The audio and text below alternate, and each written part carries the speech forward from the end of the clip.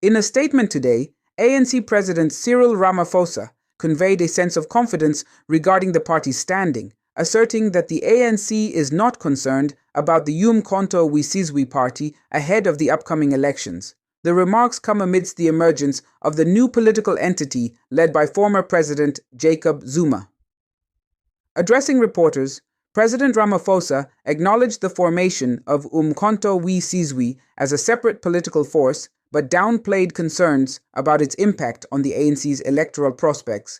The newly formed party, led by Zuma, has garnered attention in recent weeks, contributing to discussions about potential shifts in political dynamics. President Ramaphosa emphasized that the ANC remains focused on its own electoral strategy, highlighting the party's achievements and vision for the future.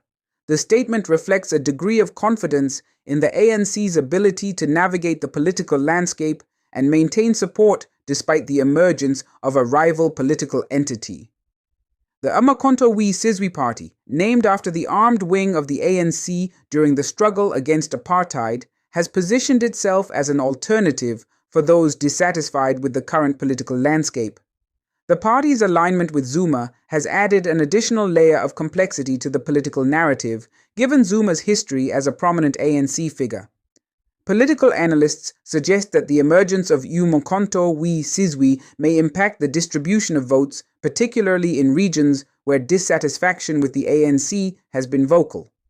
However, President Ramaphosa's remarks indicate that the ANC leadership is unfazed by the new party and is confident in the appeal of its policies and track record.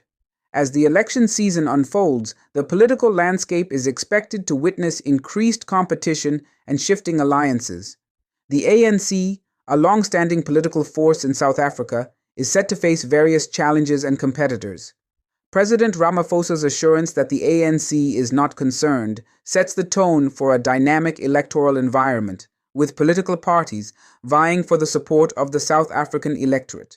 And are you, Mr. President, as you go into your election campaign about the province of KwaZulu-Natal with the existence of the Umkhonto we Sizwe party against the backdrop of KwaZulu-Natal and Gauteng accounting for about 40% of your overall vote and the popularity of your former president, who you've, of course, today suspended?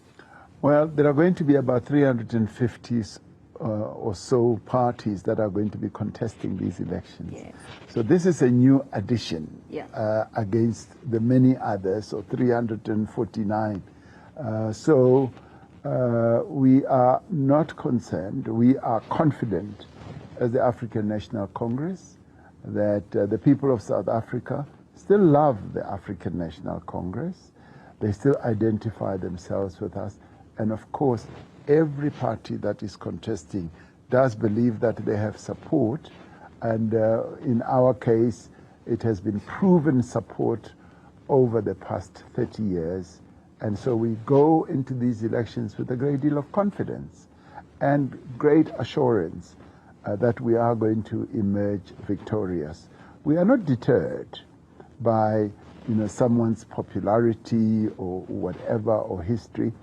We go forward as the African National Congress, confident that our people who have always supported the ANC will do so in their large numbers, and will even do so much more now as they see all these things happening. Duduzane Zuma, the son of former South African President Jacob Zuma, recently made headlines with his candid remarks about his father's involvement in the African National Congress, ANC. In a surprising revelation, Duduzane expressed his dissatisfaction, stating that his father was 100% part of a failed ANC collective that ultimately didn't deliver on its promises. This statement from Duduzane carries significant weight, considering his familial connection to one of the most prominent political figures in South Africa. Jacob Zuma served as the president of South Africa from 2009 to 2018, and his presidency was marked by controversies, including allegations of corruption, which eventually led to his resignation. Duduzane's acknowledgement of the ANC's failures adds a new dimension to the ongoing discourse surrounding the party's performance. The ANC, historically a symbol of the anti-apartheid struggle, has faced criticism in recent years for its perceived inability to address key issues such as corruption, unemployment, and economic inequality. The younger Zuma's assertion that his father was an integral part of the ANC's shortcomings sheds light on internal divisions within the party.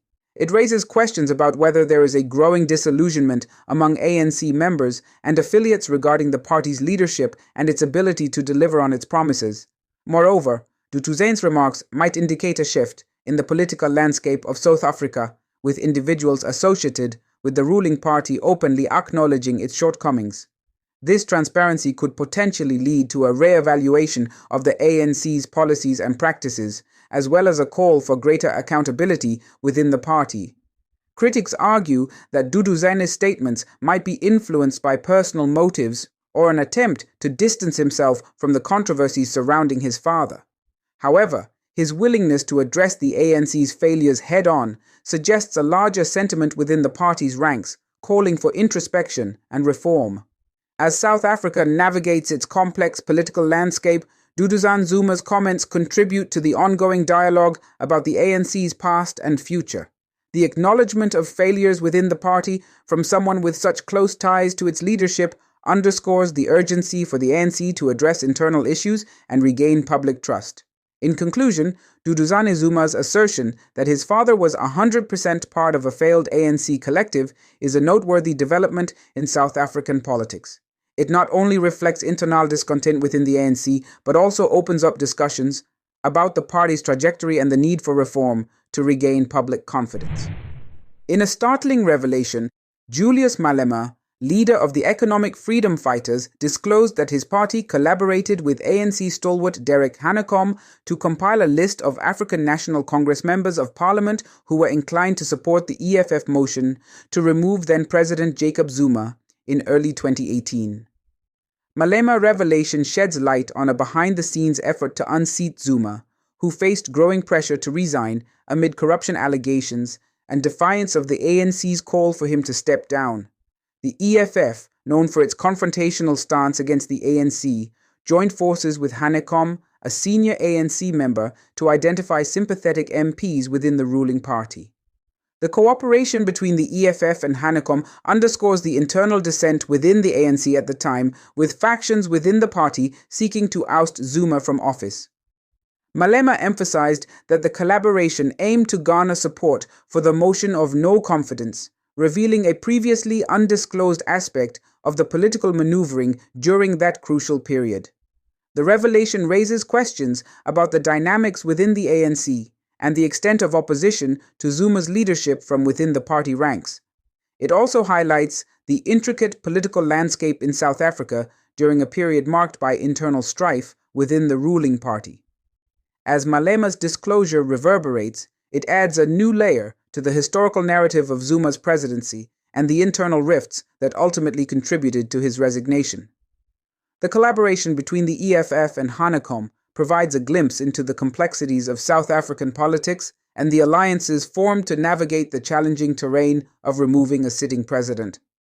We were working with Derek Hanekom. Derek Hanekom is the one who gave us a list of ANC MPs who are going to vote with us against Zuma in the motion of no confidence.